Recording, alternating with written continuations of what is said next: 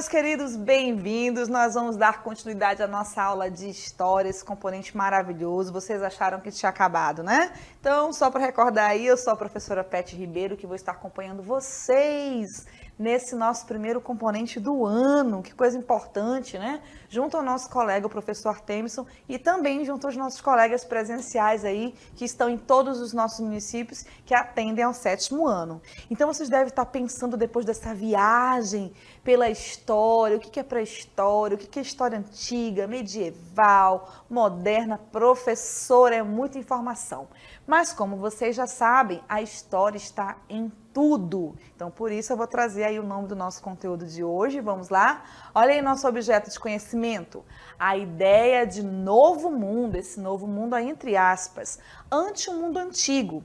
Permanência e ruptura de saberes e práticas na emergência do mundo moderno. Não se preocupe que nós vamos explicar muito bem isso para vocês. E, no detalhamento, a ideia do mundo novo antes do mundo antigo. Então, voltem aqui com a professora rapidamente. É importante que vocês lembrem que existe uma história que foi construída por aqueles que conquistaram. Então, quando nós estamos estudando um livro ali de história, ou vendo um filme, você sempre tem que lembrar que ele foi escrito por alguém que conquistou. Essa história que é feita pelos aqueles que foram vencidos, por exemplo, pelos escravizados, pelos povos indígenas que foram dizimados, ela é muito recente. Então a história era feita por quem? Pelo colonizador, por aquele que conquistou, que na sua grande maioria tinham armas. Tinham as grandes embarcações, tinham as pólvoras e através desses elementos eles conquistavam povos que não conheciam esses métodos, essas práticas. E aí vai surgir aquela sensação de quê? De que eu sou melhor do que o outro. Então aqui, ó, só porque eu tenho armas, só porque eu tenho uma grande embarcação, eu sou melhor do que este grupo. Eu sou melhor do que os africanos, eu sou melhor do que essas pessoas aqui no Novo Mundo, que vai ser chamado de continente americano, que é onde nós estamos. Mas quanto, na verdade, não é bem desse jeito.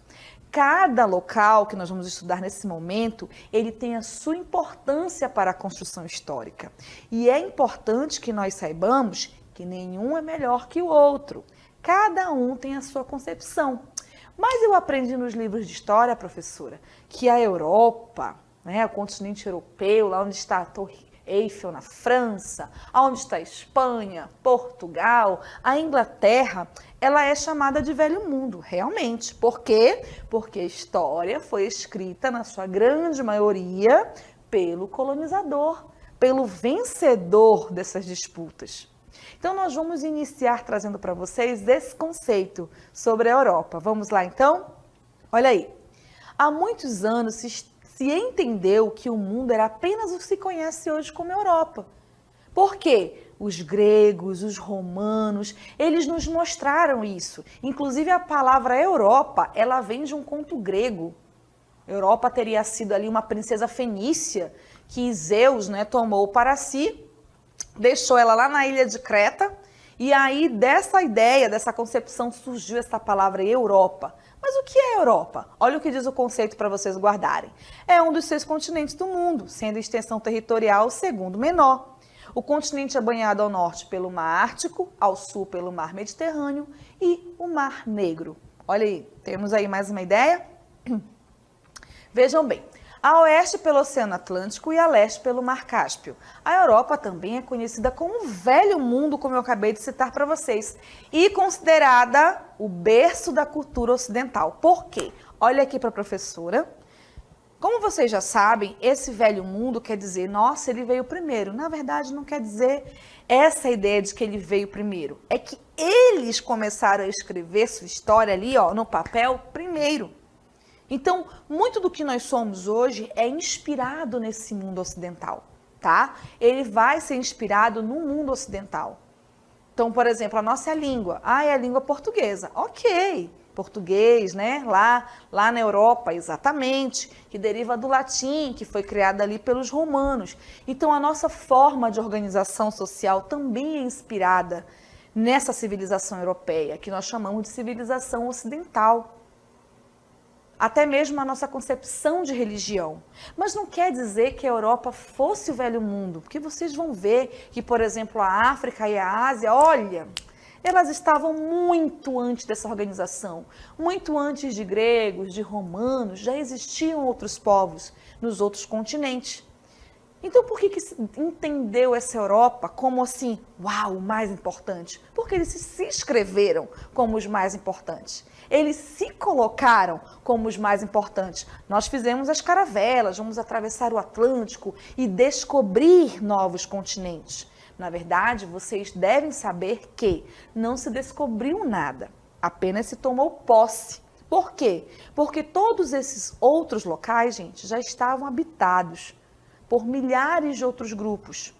Mas como um europeu, que também vocês podem colocar aí como colonizador na nossa aula de hoje, ele se achava superior a esses grupos. Por quê? Porque ele era organizado, porque ele vestia uma roupa cobrindo todo o corpo, porque ele tinha uma arma com pólvora e matava rapidamente os seus inimigos, porque ele considerava a sua língua melhor. O professor Artemison falou um ponto muito importante quando ele citou ali os termos bárbaros, que eram todos aqueles que não falavam a língua romana, que lá no mundo antigo, os romanos conquistaram tudo o que foi possível. Eles eram os grandes soberanos, o grande império romano, não é? Então, na concepção da Europa, dos europeus, eles também se colocavam nessa condição. Ah, mas foi aqui que surgiu os primeiros livros, os primeiros monastérios, aqui que está Roma, a Igreja Católica Romana, aqui que nós temos grandes construções, mas era aquilo que eles vivenciavam, era aquilo que eles viam. Então isso acabou criando também um termo que nós chamamos na história de eurocentrismo. A minha visão, ela é a melhor. Ela é a mais importante e ela é a única que merece ser considerada. Europeu no centro, olha aí, eurocentrismo. Eu sou o cara, vamos supor dessa forma. Eu sou o melhorzão. Então, quando eu pego os meus navios, as minhas caravelas e atravesso o oceano e uso das minhas armas para atingir outro grupo, eu estou fazendo algo que na minha cabeça de europeu, tá lá no século XV, lá no século XVI, século XIV, é o correto. Mas não quer dizer que é o correto para outros grupos, como vocês vão ver. Qual era essa concepção de um mundo novo? Então, eles entendiam que eles eram velhos, mas nem sempre isso quer dizer que é verdade, tá? Então, para aqueles que vão querer ser professores, vão querer ser arqueólogos, e hoje, olha que interessante, é o dia do arqueólogo, tá? Então, como o professor Artemison também citou, todos os outros grupos deixam para nós uma grande herança. E é sobre ela que nós vamos ver, é sobre esses povos que nós vamos estudar no decorrer do nosso processo. Então eu trouxe para vocês também uma ideia desses mapas, para vocês entenderem como essa Europa vai se constituir. Vamos lá ver então? Olha aí, nós temos aqui, como vocês podem ver, uma Europa do século XI, gosto muito de mapa. Temos aqui já uma Europa do século XVI, e um mapa da Europa mais atual, já século XX e XXI, que vocês vão ver agora. Então, como nós podemos perceber que a Europa, ela não é só o Ocidente, tá vendo? Tem a Rússia ali que pega metade do Ocidente e metade do Oriente. Por quê? Porque o nosso planeta faz uma curvinha ali. Inclusive, podem ver a Ucrânia, para vocês que eu tenho certeza que estão acompanhando os jornais, vocês podem observar que nós estamos tendo um conflito, uma guerra ali. A Rússia invadiu a Ucrânia há poucos dias, está causando um grande furor nesse momento, tá? Então a Europa, ela é constituída de grandes conflitos. Ela sempre viveu em grandes conflitos. Claro que guerra não é bom em lugar e em momento nenhum, tá bom, gente? Mas e aí? A Europa não é o continente onde há historicamente a presença humana registrada há mais tempo? Olha aí o que diz o texto para vocês. Ela não é esse continente. Mas o continente onde nós sabemos historicamente, aonde há o registro mais antigo de presença humana, é a África. Aí vocês vão dizer, opa, então esse velho mundo aí, a Europa me enganou todos esses anos? Não, eles apenas acreditam nisso, tá bom? Então olha aí, e o que é a África? A África é um dos 6 continentes do mundo, sendo o terceiro maior em extensão territorial. O território estende-se por mais de 30 milhões de quilômetros quadrados, ocupando aproximadamente 20% da área continental da Terra, ou seja, a terra mesmo, o chão. No continente vive mais de 1 bilhão de habitantes, fazendo dele o segundo mais populoso entre os demais. Olha aí, a África, ela é conhecida por sua pluralidade étnica e cultural. Vou explicar tudinho para vocês, tá bom? E por meio de uma história milenar, é capaz de contar a história de toda a humanidade. Apesar da enorme riqueza do continente, esses países apresentam, gente, como vocês podem ver na informação, baixos índices de desenvolvimento, com diversos problemas sociais. E aí nós vamos ter a miséria, a baixa qualidade de vida, subnutrição e analfabetismo. O que nós podemos pensar aí? Olha aqui para a professora rapidamente. O continente africano, ele é, através da arqueologia, que hoje se comemora o dia do arqueólogo, como eu já falei a vocês, e da história, aquele continente onde nós vamos encontrar a presença humana mais antiga. Então, ali nós começamos a observar que mesmo a Europa, se considerando o velho mundo, a África é que está ali o princípio dessa espécie chamada espécie humana. E aí nós vamos ver mais para frente como é que essa espécie vai evoluir, tanto na visão do evolucionismo, através também da arqueologia, trazendo essas informações. Então é lá na África que nós vamos ver essa primeira espécie que vai dar origem a nós, que é o Homo sapiens. Então, mesmo se considerando o velho mundo da Europa, a África provou o contrário. Bingo, somos nós. Mas quando vocês forem ver, depois da nossa aula, eu tenho certeza, dá uma pesquisada sobre a África, vocês vão observar que a condição da África hoje, apesar dessa grande mistura, é um dos continentes de maior manifestações culturais, das religiões mais milenares que nós temos. Ele também é um continente que, em algumas das suas localidades, vive um nível de pobreza muito extremo. E por que isso foi causado? Por aquilo que eu falei anteriormente a vocês. Na visão do europeu, que se colocou numa condição de superior, todos os outros que não eram como eles, eram inferiores. E aí, adivinha onde eles foram explorar por muitos e muitos anos? O continente africano. Inclusive, vocês vão ver mais para frente que os países europeus, eles pegaram o continente africano com ali um pedacinho de tambaqui e foram dividindo costela, lombo, o rabo, a cabeça. Cada um ali ficou com um pedacinho para explorar. Porque o continente africano ele é tão rico que ele tinha ali muitos minérios e tem até hoje, gente, tá bom? Então, essas consequências que nós encontramos no continente africano hoje, como a miséria, muitas doenças, tá bom? Ele é em consequência desse processo de exploração que foi realizado nesse continente de maneira totalmente arbitrária. Por quê? Porque o europeu entendeu, na visão dele, tá, que ele era o moderno e os africanos não eram.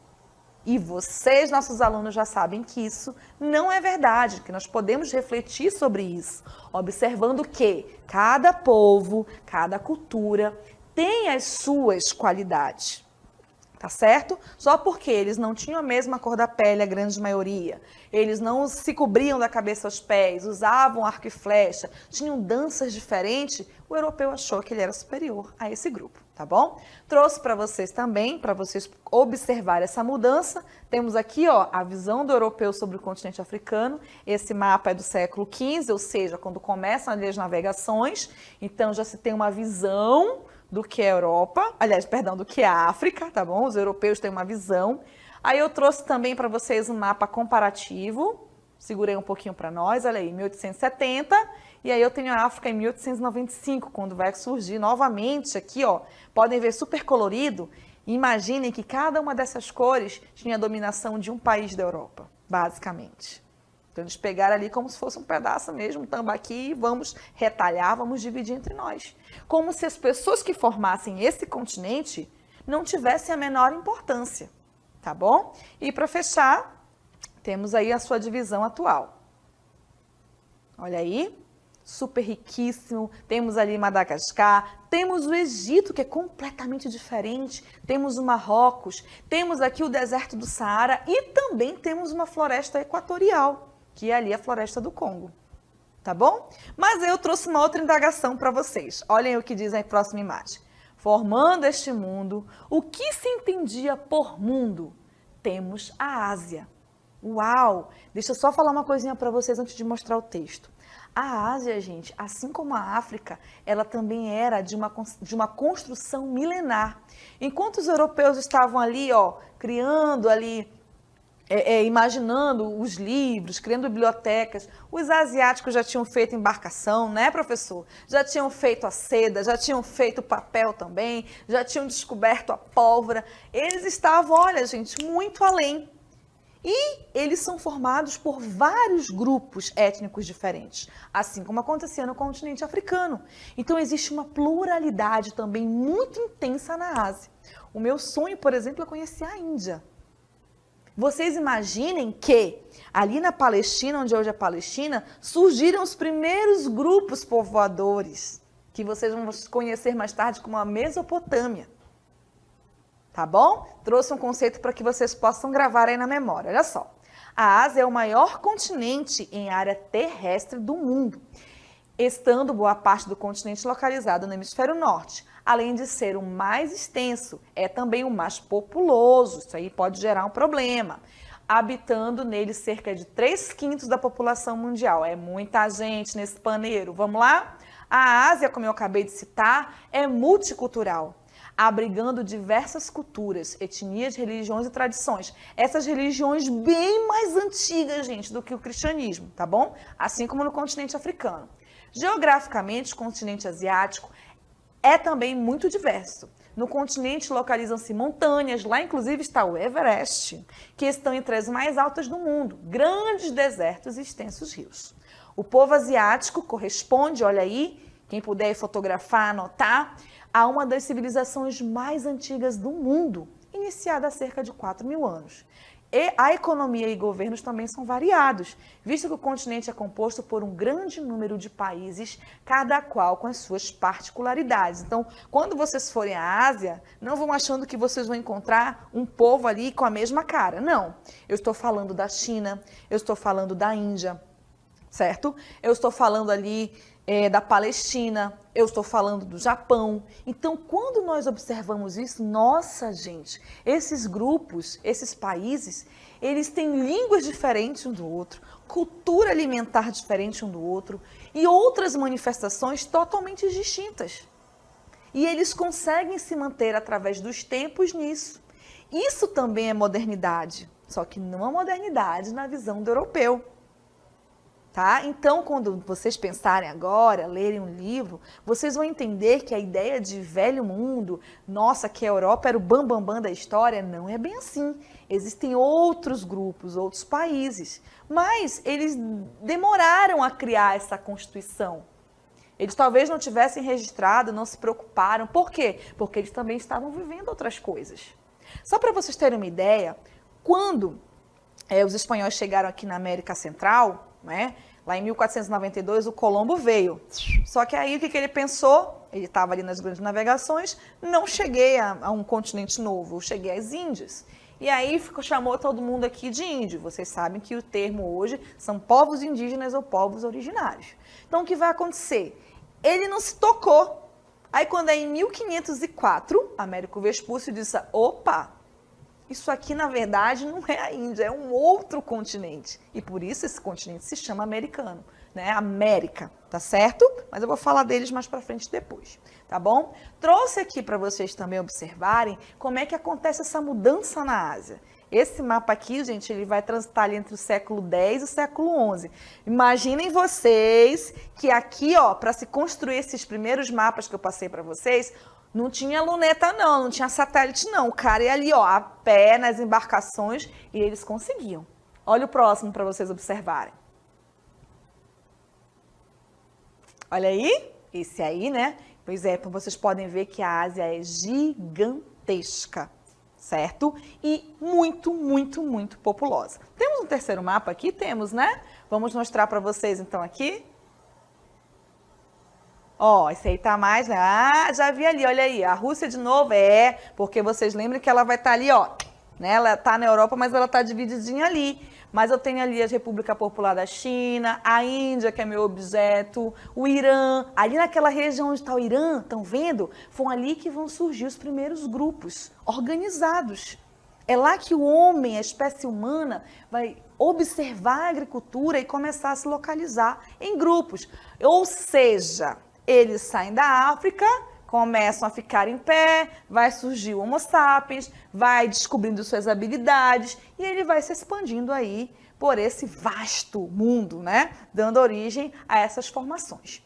E aí, olha aqui para a professora, eu tenho a ideia de novo mundo. Então, o que é o novo mundo? Eu já dei uma deixa para vocês, não foi? Falei que Colombo, lá em 1492, atravessou o Atlântico em nome da coroa espanhola e a ideia dele era encontrar um caminho mais curto para as Índias, é sair da Ásia. Por quê? Porque eram de lá que vinham as especiarias. Lembrem-se sempre, toda vez que essas embarcações saem da Europa, elas saem com aquela ideia de que nós somos melhores, nós somos superiores e nós vamos dominar toda essa galera aí que não está fazendo nada. Porém, os nossos alunos já sabem que eles estavam fazendo muita coisa sim. Então, olha aí, a ideia de novo mundo. O velho mundo é uma expressão usada para designar a visão de mundo que os europeus detinham por volta do século XV. Mas vocês já sabem por quê, tá bom? Naquela época, os europeus conheciam somente os continentes da Europa, África e Ásia. E olha, gente, lá da África eles tiravam ouro, tiravam prata, diamante e também a força humana. Então, o processo de escravização africana começa aí. E lá na Ásia, as especiarias também, os tapetes, os tecidos, a pólvora, como eu já falei a vocês, o papel, a tipografia também vai surgir ali na China. Olha aí que traz a concepção para vocês. Então, Novo Mundo é um termo criado pelos europeus para designar o continente americano onde nós estamos. A expressão teve seu uso difundido no período do descobrimento do novo continente, a América, pois até então era desconhecida pelos europeus, vindo a ser algo novo em relação aos continentes já conhecidos. Então, vocês já sabem, os nossos alunos, meus do professor Artemison e da nossa equipe de história aqui do CMEAN, que esse termo descobrimento, ele não é bem assim. Todos esses territórios aí, ó, eles já estavam habitados, minha gente. Aqui nós tínhamos os Incas. Os Incas, gente, eles eram um pessoal tão pra frente aí, que vocês vão estudar, podem deixar, tá? Que vocês vão estudar. Eles aí construíam a sua vida lá nas montanhas. Olha aí, plantações, casas de pedra no meio das montanhas. Ai, quando eu penso nas pirâmides, eu penso lá no Egito. Gente, os africanos que habitavam ali a região do Egito faziam pirâmides que até hoje os matemáticos ali, ó, a engenharia fica se perguntando como? Como que eles fizeram isso? Não foram os ETs, tá bom? Só colocando aí para vocês. E aí, de repente, chegam aqui na América. Quando eles veem aquelas pirâmides lá na América Central, dos maias, dos astecas, nossa, mas eu achei que só os gregos faziam aquelas colunas montadinhas uma em cima da outra.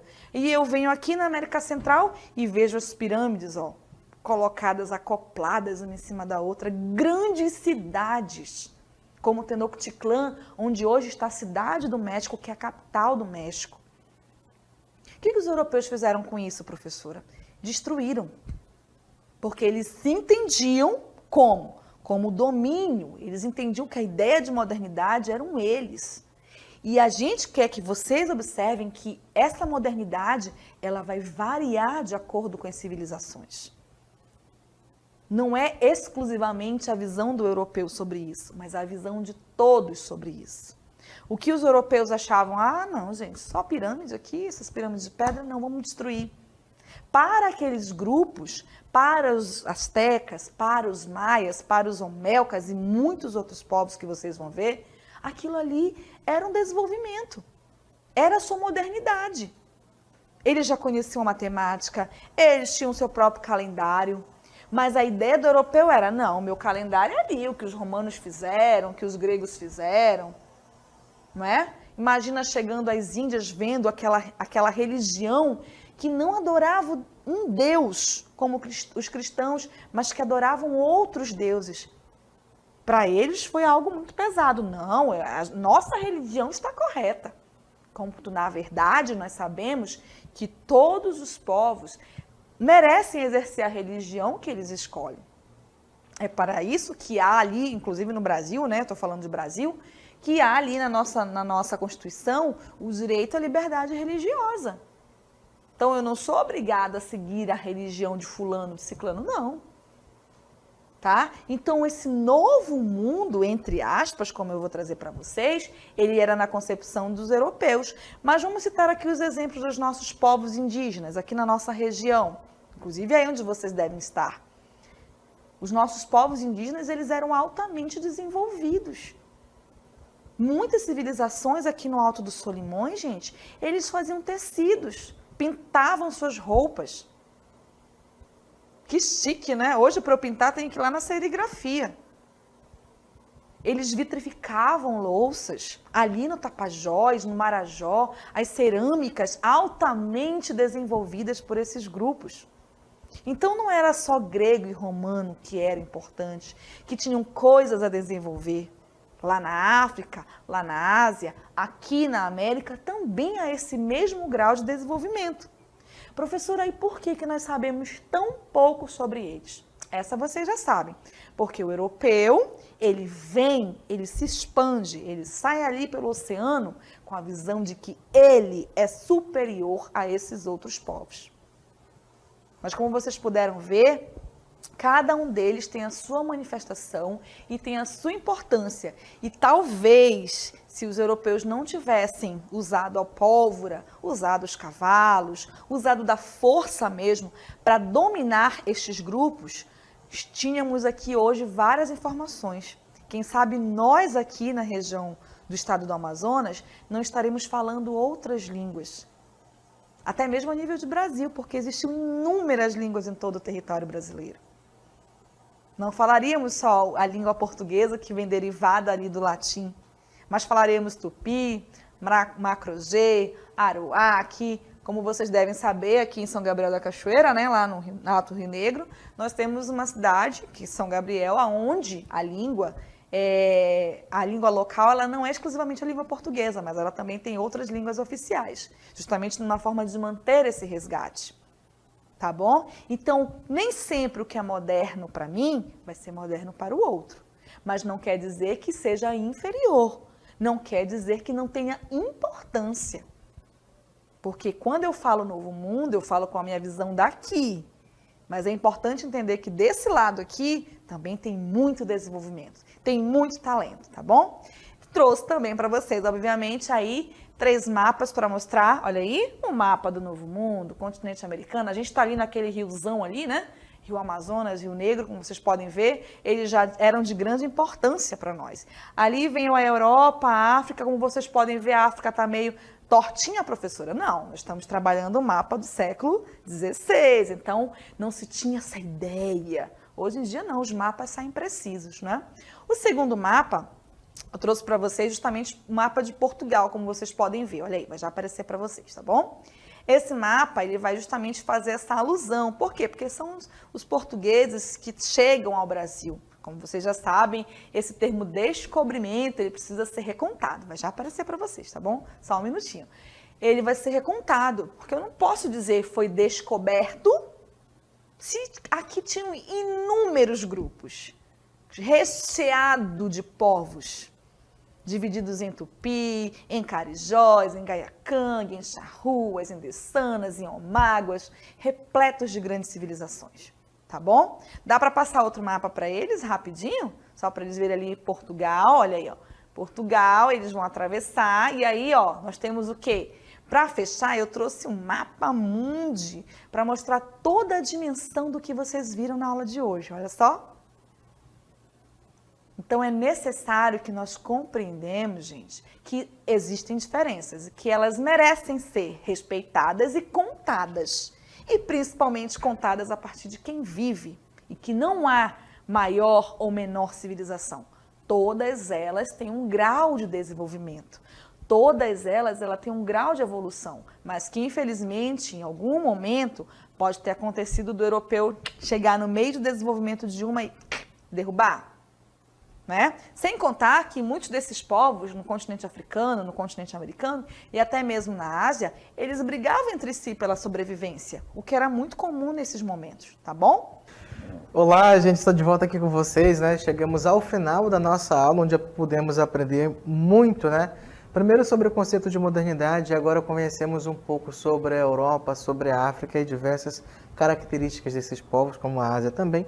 Mas a gente tem que entender que a história, como já disse antes para vocês, é totalmente interligada. O que aconteceu ao longo do globo, mesmo há algum tempo atrás, também está totalmente relacionada com o nosso dia a dia hoje, né? A história dos nossos antepassados terminaram por construir quem nós somos hoje, tá? Então entendam que história está em tudo, como disse o nosso quadro de hoje, tá? Então, agradecemos a participação de vocês durante todo o dia, mas temos um lembrete muito especial para fazer também, não é isso, professora? Temos, Artemison. Gente, eu queria deixar para vocês um grande desafio que eu espero contar com vocês para que todos façam, tá bom? Os professores presenciais possam reforçar os nossos alunos. Amanhã eu queria que vocês trouxessem para nós aí um pequeno texto que vocês possam dizer o que vocês querem, o que vocês acham que vão aprender em história esse ano. 7º ano, ficamos 2 anos ali tentando, a pandemia foi muito complicada para todos nós, então eu acho que vocês vêm com muita sede e eu quero encher esse pote de informações. Então eu quero saber o que vocês imaginam que vão aprender conosco. Então desde já agradeço aos nossos colegas presenciais. É maravilhoso estar de volta com vocês, assim como os nossos alunos. Aqueles que estão com probleminha, procurar o suporte técnico para amanhã estar 100% aqui conosco, né, Artemison? E um prazer também voltar a trabalhar com você. Volta aqui, tá, gente? É realmente emocionante estar aqui, podendo compartilhar esses momentos com vocês. Nós esperamos contribuir muito para o aprendizado de vocês, tá? Tanto de alunos quanto de professores também, e o nosso próprio também aqui é o nosso aumento de conhecimento, porque toda vez que você dá aula ou quando você assiste uma aula, você aprende algo novo, você passa a refletir de um modo diferente sobre o conhecimento. E é isso que nós esperamos também fazer por vocês, fazer com que vocês reflitam sobre a história, que vocês aprendam história, que vocês gostem de história e que possam também enxergar a história em tudo, na vida de vocês e em tudo que vocês fazem.